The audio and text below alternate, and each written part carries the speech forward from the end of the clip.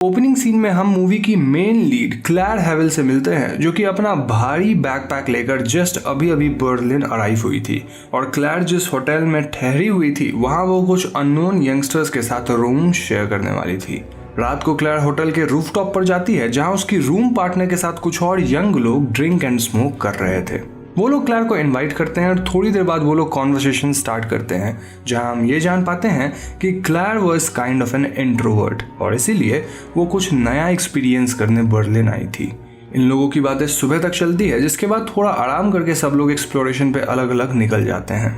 Claire को यह सब बहुत फैसिनेट कर रहा था और वो हर चीज को बहुत ध्यान से ऑब्जर्व करते हुए उनकी पिक्चर्स ले रही थी। घूमते घूमते क्लैर एक लाइब्रेरी में एंटर करती है, जहां उसे डिफरेंट बुक्स और मैगजीन्स चेक करते हुए एक न्यूड आर्ट मैगजीन मिलती है और क्लैर इसे स्टडी करने के बाद लाइब्रेरी से बाहर निकल जाती है।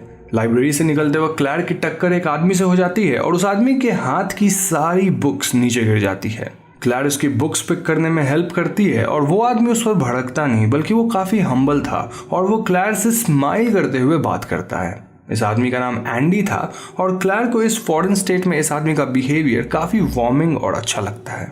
यहाँ हम व्यूअर्स को यह भी पता चलता है कि एंडी एक स्कूल टीचर है और वो लिटरेचर पढ़ाता है। क्लैर और एंडी काफी देर बात करते हैं और वो दोनों बाकी के दिन एक दूसरे को कंपनी देने का प्लान करते हैं। नाउ एंडी बर्लिन शहर को बेहतर तरीके से जानता था, इसलिए वो क्लैर को गाइड करता है। घूमते घूमते एंडी और क्लैर एक बेहद शांत और खूबसूरत रेसिडेंशियल एरिया के पास पहुंचते हैं, जहां एंडी क्लैर को बताता है कि उसकी मदर बचपन में उसे यहां अक्सर लाया करती थी।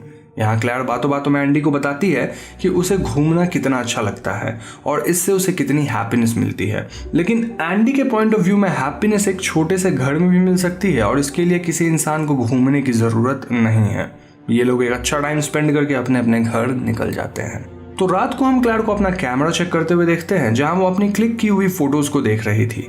इन्हीं में से एक पिक्चर में एंडी भी आ गया था, जिसे देखकर वो स्माइल करती है और यहाँ हम रियलाइज करते हैं कि क्लैर को एंडी पहली ही मीटिंग में पसंद आने लग गया था। खैर नेक्स्ट डे क्लैर बर्लिन को और भी एक्सप्लोर करने निकलती है, बट वो एंडी को काइंड ऑफ मिस कर रही थी और इसीलिए वो उसी लाइब्रेरी में जाने का डिसाइड करती है in the hope to see him again. Library में क्लैर को एंडी सरप्राइजिंगली एक डेस्क पर वही न्यूड आर्ट मैगजीन पढ़ते हुए दिखता है, जो कि वो कल पढ़ रही थी। एंडी और क्लैर आज के दिन भी साथ ही बिताने का प्लान करते हैं और आज इनकी कॉन्वर्सेशन से हमें पता चलता है कि क्लैर ऑस्ट्रेलिया के एक सिटी से थी एंड बाय प्रोफेशन वो एक रियल स्टेट फोटोग्राफर थी। क्लैर एक इंट्रोवर्ट थी एंड सिंस क्लैर को लाइफ में कुछ चेंज चाहिए था, इसीलिए वो बर्लिन अकेले ही आई थी to explore this city and to gain a new experience. बात करते करते एंडी की नजर क्लैर के पेंडेंट पे पड़ती है और वो क्लैर से थोड़ा जेलस टोन में पूछता है कि क्या ये पेंडेंट उसे उसके किसी बॉयफ्रेंड ने दी है, जिस पर क्लैर उसे बताती है कि ये उसकी मॉम का एक गिफ्ट है and she considers it as her safety charm. ये सुनकर एंडी थोड़ा रिलीव्ड दिखता है और इसी तरह से वो लोग पूरा डे एक साथ स्पेंड करते हैं। शाम को एंडी क्लैर को अपने अपार्टमेंट पर इनवाइट करता है and according to second law of horror movies Claire Andy के घर जाने के लिए अग्री कर जाती है। एंडी का अपार्टमेंट काफी सुनसान जगह पर था और उसकी बिल्डिंग देखकर लग रहा था कि वो कई साल पुरानी और इल रिपेयर्ड थी। ये लोग ऊपर जाते हैं, जहां एंडी उसे अपना रूम अपार्टमेंट दिखाता है। ये रूम्स काफी सिंपल थे और यहाँ आसपास किसी भी तरह का कोई शोर नहीं था। ये दोनों रात को डिनर करने के बाद इंटीमेट होते हैं और इसी दौरान क्लैर और एंडी एक दूसरे को कन्फेस करते हैं कि वो एक दूसरे को लाइक करते हैं and Claire says I wish I could stay here, यानी काश मैं यहाँ रुक पाती। तो नेक्स्ट डे जब क्लैर की आंख खुलती है तो एंडी अपने लेक्चर के लिए रेडी होकर जा रहा था और क्लैर थोड़ा और आराम करके लीव करने का डिसाइड करती है। एंडी के जाने के थोड़ी देर बाद क्लैर यहाँ से निकलने के लिए रेडी होती है, बट अपार्टमेंट का डोर बाहर से लॉक्ड था। अब ऑब्वियसली एंडी रूम खुला छोड़कर तो नहीं जाएगा, इसलिए वो एंडी को कॉल करने का डिसाइड करती है टू आस्क हिम कि क्या उसने कोई कीज छोड़ी है। लेकिन क्लैर के फोन की बैटरी ड्रेन हो चुकी थी और उसे पूरे अपार्टमेंट में कोई प्लग इन पॉइंट नहीं मिल रहा था। नाउ क्लैर के पास एंडी के आने तक का वेट करने के अलावा कोई और रास्ता नहीं था and she decides to change. शाम को एंडी वापस आता है, तब क्लैर खाना बनाकर रेडी थी और वो एंडी से पूछती है कि क्या तुम कोई कीज रख के गए थे, जिस पर एंडी उसे बताता है कि वो कीज रखना भूल गया था। इस पर क्लैर हंसते हुए उससे पूछती है कि तुम भूल गए थे या फिर मुझे जाने नहीं देना चाहते थे। एंडी और क्लैर दोनों इस बात पे हंसते हैं और डिनर करके वो दोनों सो जाते हैं। दोस्तों इस पॉइंट पे हम एज ए व्यूअर समझ गए हैं कि एंडी क्लैर को घर से जाने नहीं देना चाहता, लेकिन according to second and 11th law of horror movies Claire न सिर्फ एक स्ट्रेंजर के घर गई, बल्कि वो इस स्ट्रेंजर पे आंखें मूंद कर भरोसा भी कर रही है। खैर, अगले दिन एंडी अपने लेक्चर पे जाने से पहले क्लैर को कीज देकर जाता है और उसके जाने के थोड़ी देर बाद क्लैर अपने लिए ब्रेकफास्ट बनाती है और उसे टेबल पर लाइब्रेरी की वही न्यू आर्ट की बुक मिलती है जो उसे पसंद आई थी। बट टू हर शॉक उसे इस बुक में से अपनी एक फोटोग्राफ मिलती है जो शायद एंडी ने उसके सोते वक्त क्लिक करी थी। इस पिक में क्लैर के शोल्डर पर एंडी ने माइन लिख दिया था और इस बात से क्लैर थोड़ा परेशान नजर आती है। नाउ क्लैर कीज उठाकर फ्रंट डोर को ओपन करने का ट्राई करती है, लेकिन ये कीज काम नहीं कर रही थी। जी हाँ दोस्तों, ये कीज उस लॉक की थी नहीं और इसीलिए क्लैर बाहर नहीं जा सकती थी। अब क्लैर को थोड़ा डर लगने लगता है और वो समझ नहीं पा रही थी कि एंडी ऐसी मिस्टेक कैसे कर सकता है। इसके बाद क्लैर एंडी को कॉल करने के लिए अपना मोबाइल ऑन करती है और जब मोबाइल ऑन होता है तब वो देखती है कि उसके मोबाइल की सिम मिसिंग थी। अब क्लैर काफी घबरा जाती है और वो अपना पासपोर्ट और पेंडेंट ढूंढने लगती है और ये भी उसे नहीं मिलते। इस पॉइंट पे क्लैर रियलाइज करती है कि एंडी ने उसे जानबूझकर यहाँ लॉक कर दिया है और वो उसे यहाँ से जाने नहीं देना चाहता। क्लैर इस घर के विंडो के थ्रू बाहर जाने का कोई रास्ता ढूंढने लगती है, लेकिन दोस्तों यहाँ के सारे विंडोज भी लॉक्ड थे। क्लैर इन्हें तोड़ने की भी कोशिश करती है, लेकिन विंडोज पर काफी स्ट्रॉन्ग ग्लास लगे हुए थे। तो शाम को जब एंडी घर आता है तब क्लैर भाग कर डोर से बाहर निकलने का ट्राई करती है, लेकिन एंडी डोर को लॉक कर देता है और इसके बाद वो ऐसे प्रिटेंड करता है एज इफ कुछ नहीं हुआ।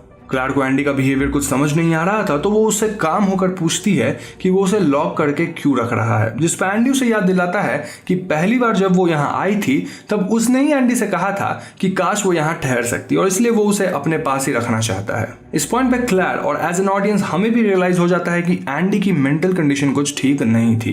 क्लैर एंडी को समझाने की कोशिश करती है कि इमोशंस में आकर उसने वो लाइन कही थी, लेकिन एंडी उसकी बात नहीं सुनता। क्लैर एंडी पे अटैक भी करती है, लेकिन एंडी उसे ओवरपावर करके उसके साथ जबरदस्ती करता है। इसके बाद एंडी क्लैर को एक रूम में बेड पर बांध कर रखता है और इसी तरह वो काम पर जाने से पहले क्लैर को बांध कर जाता और आने के बाद ही उसे खोलता। यहाँ तक कि एंडी अपार्टमेंट की को एक छोटे सेफ बॉक्स में रखता था जिसे वो ऑफिस जाते वक्त अपने साथ लेकर जाता और घर आने के बाद उस पर न्यूमेरिक लॉक लगाकर उसे रख देता। तो ऐसे ही एक रात जब एंडी क्लैर को खोलता है तो वो शावर लेने जाती है, तब उसे वहां बाथ टब बॉटम में किसी फीमेल के कुछ बाल मिलते हैं और यहाँ हम जान पाते हैं कि क्लैर अकेली लड़की नहीं थी जिसे एंडी ने यहाँ बंद किया था। एंडी इस घर में एक रूम को बंद ही रखता था जिसमें शायद दूसरे लड़की की बॉडी या फिर उससे रिलेटेड कोई सामान छुपा हुआ था। क्लैर के रिक्वेस्ट करने पर एंडी अब उसे बांध कर नहीं रखता था, क्योंकि ऐसे भी इस लॉक्ड अपार्टमेंट से भाग कर जाना पॉसिबल नहीं था। तो धीरे धीरे समय बीतने लगती है और क्लैर जब विंडो के बाहर देखती है तो वो रियलाइज करती है कि सीजन चेंज हो रहा है एंड विंटर इज कमिंग। इसका मतलब ये कि यहाँ रहते हुए उसे अब 1 मंथ हो गया था। अब तक क्लैर काफी टूट चुकी थी और इसलिए वो अब इस सब को एक्सेप्ट कर लेती है और वो ऐसे बिहेव करती है एज इफ ये सब उसके लिए नॉर्मल है। एक शाम को जब एंडी घर वापस आता है तब क्लैर उसे वो पजल सॉल्व करते हुए देखती है जो एंडी ने उसे कुछ दिन पहले गिफ्ट की थी। क्लैर एंडी को पजल में हेल्प के लिए बुलाती है और जब एंडी पजल में थोड़ा बिजी होता है तब क्लैर उसके हाथ पर एक स्क्रू ड्राइवर से हमला कर देती है। जी हाँ दोस्तों, क्लैर हार नहीं मानी थी और वो बस नॉर्मल रहने का प्रिटेंड कर रही थी ताकि वो मौका मिलते ही भाग सके।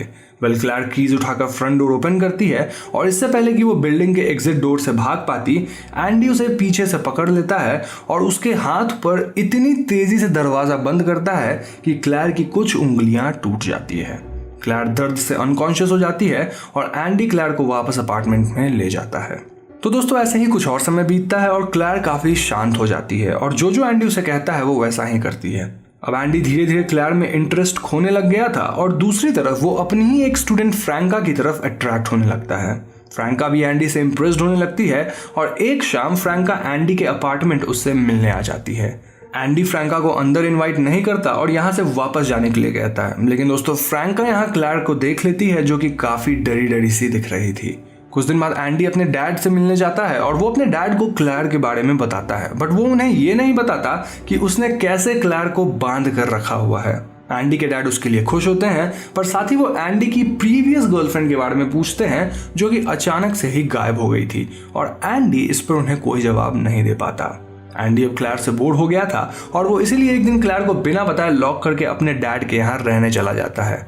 यहाँ वो अपने डैड के साथ टाइम स्पेंड करता है, बट उनकी हार्ट अटैक से डेथ हो जाती है और वो वापस क्लैर के पास आता है और रोना स्टार्ट कर देता है। क्लैर एंडी को इमोशनल सपोर्ट देती है और उसे संभालती है, और इसके कुछ दिनों बाद एंडी क्लैर के लिए एक पेट डॉग लाता है जिसे देखकर वो काफी खुश होती है, और इतने दिनों में पहली बार वो क्लैर को बाहर घुमाने भी ले जाता है। ये दोनों एक सुनसान फॉरेस्ट टाइप एरिया में घूम रहे थे जहां हम एंडी के हाथ में एक कुल्हाड़ी देखते हैं, और यहाँ हम व्यूअर्स रियलाइज करते हैं कि एंडी अब क्लैर को मारने वाला था। वो क्लैर के पीछे कुल्हाड़ी लेकर आता है कि तभी उन्हें एक बच्ची की आवाज सुनाई पड़ती है। क्लैर पीछे मुड़कर देखती है जहां थोड़ी दूर पर 2 बच्चे खेल रहे थे और उनमें से एक बच्ची के पैर में चोट लग गई थी। एंडी उस बच्ची की हेल्प करने जाता है और क्लैर जो कि काफी डरी हुई थी वो पास खड़े दूसरे बच्चे को सब बताकर उससे हेल्प लाने की रिक्वेस्ट करती है, लेकिन ये बच्चा इंग्लिश नहीं समझ रहा था और वो क्लैर से डर जाता है, जिससे एंडी अलर्ट हो जाता है और वो क्लैर को घर वापस लेकर आ जाता है। थोड़ा और समय बीतता है और एंडी क्लैर के पेट डॉग को कहीं बाहर छोड़कर आ जाता है, क्योंकि वो उस पेट डॉग के साथ कुछ ज्यादा ही टाइम स्पेंड कर रही थी और ये एंडी को मंजूर नहीं था। न्यू ईयर की पार्टी में एंडी अकेला ही एंजॉय करने बाहर जाता है और वो क्लैर को लॉक करके छोड़ देता है। यहाँ क्लैर को एंडी के उस रूम का डोर आज अनलॉक मिल जाता है जिसे वो मोस्टली बंद रखता था और जहां वो काफी टाइम अकेले स्पेंड किया करता था। यहाँ क्लैर को एक एल्बम मिलती है जिसमें एंडी ने उसकी न्यूड पिक्स रखी हुई थी, और साथ ही उसे एक दूसरी एल्बम भी मिलती है जिसमें एंडी की प्रीवियस गर्लफ्रेंड के न्यूड्स थे, और लास्ट की एक फोटो से क्लैर को रियलाइज होता है कि एंडी ने ही अपनी पुरानी गर्लफ्रेंड का मर्डर कर दिया था। शाम को क्लैर को रियलाइज होता है कि उसके सामने वाली बिल्डिंग में कुछ लोग न्यू ईयर पार्टी कर रहे हैं, तो क्लैर अपनी विंडो पर बर्तन मार मार कर वेव करके उनका ध्यान अपनी तरफ खींचने की कोशिश करती है। लकीली एक ओल्ड मैन क्लैर को देख लेता है और उसकी हेल्प करने आता है, लेकिन दोस्तों ऐन वक्त पे एंडी पीछे से आ जाता है और वो उस ओल्ड मैन को जान से मार देता है। इसके बाद एंडी जानबूझकर क्लैर को उस आदमी की लाश देखने और टच करने के लिए कहता है और वो बोलता है कि इस आदमी की जान तुम्हारी वजह से गई है। तो इस घटना के कुछ दिनों बाद हम एंडी को न्यूज़पेपर पढ़ते हुए देखते हैं जहां उसे एक न्यूज़ आर्टिकल दिखती है जो कि एक मिसिंग फॉरेनर की सर्च के बारे में थी, और ये फॉरेनर और कोई नहीं बल्कि क्लैर ही थी। अब वो क्लैर के सामान को पैक करके यहाँ से निकलने के लिए कहता है, लेकिन क्लैर समझ गई थी कि एंडी या तो उसे कहीं और ले जाकर लॉक कर देगा या फिर उसे मार डालेगा, और इसीलिए वो बर्नर पर बहाने से अपना हाथ जला लेती है। एंडी रूम में दवाई लेने जाता है और क्लैर यहाँ चुपके से अपनी एक फोटो फ्रैंका की नोटबुक में डाल देती है जो कि बाकी बच्चों की नोटबुक के साथ रखी थी। इन बच्चों की नोटबुक्स को एंडी घर पर चेक करने लाया था। तो इसके नेक्स्ट सीन में जब एंडी क्लास में सब बच्चों को उनकी नोटबुक्स वापस करता है तब फ्रैंका को क्लैर की वो पिक मिल जाती है और वो बहाना बनाकर सीधा क्लैर की मदद करने के लिए भाग जाती है, लेकिन भागते वक्त उसकी नोटबुक से वो पिक क्लास में ही गिर जाती है और बाकी बच्चे उसे देखकर शोर मचाने लगते हैं। एंडी उनसे पिक लेता है और वो समझ जाता है कि फ्रैंका कहाँ गई है। एंडी जब अपार्टमेंट पहुंचता है तो उसे मेन डोर खुला हुआ मिलता है, तभी उसे ऊपर के फ्लोर से कुछ आवाजें आती हैं और वो ऊपर की रूम्स में चेक करने जाता है। यहाँ नीचे हम क्लैर को रूम में छुपा हुआ देखते हैं और इसका मतलब ऊपर फ्रैंका थी। अब इससे पहले एंडी फ्रैंका को ढूंढता, क्लैर एंडी को नीचे से आवाज देती है। एंडी अंदर जाता है and the next thing we see is कि क्लैर मेन डोर को बाहर से बंद कर देती है और एंडी वहीं लॉक हो जाता है। बाहर आकर क्लैर काफी रोती है और वो अपनी मदर का दिया हुआ पेंडेंट पहन लेती है।